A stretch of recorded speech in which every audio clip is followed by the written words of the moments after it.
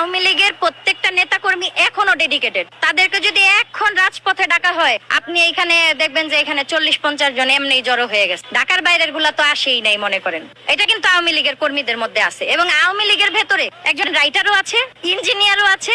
মানে শিক্ষিত মানুষ কিন্তু আওয়ামী লীগ করতো। তাহলে এই কারণেই তো আমাদের প্রত্যাশা ছিল যে আওয়ামী লীগ আমাদের দেশটা অনেক সুন্দর করে চালাবে। পদ্মা সেতু যখন উদ্বোধন করে আমি নিজে কবিতা লিখেছিলাম।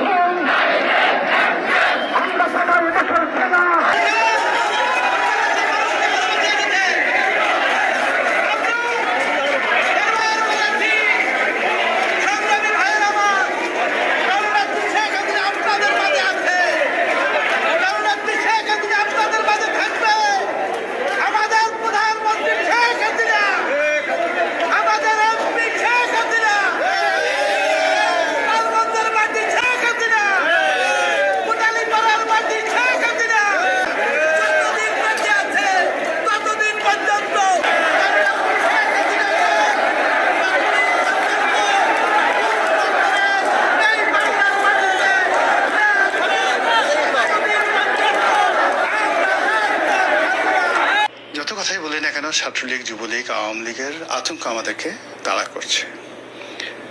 যতই প্রবোধ দেওয়ার চেষ্টা করি না কেন, আওয়ামী লীগের ফিরে আসায় আমাদের অনেকের ফিরে আসার আতঙ্কে আমাদের হাত পা কাঁপছে।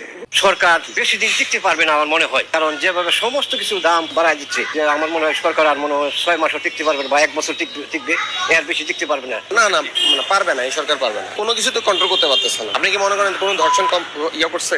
আজকে তো একটা রিপোর্টে দেখলাম যে কি পুলিশ কনস্টেবলের মেয়েকে অপহরণ করছে, সেই জিডি নিচ্ছে না। তা আর কি বলার আছে? আপনি বলেন এই সরকারের কাছে আপনি কি আশা করবেন? আপনি আর কি বলবেন এখানে?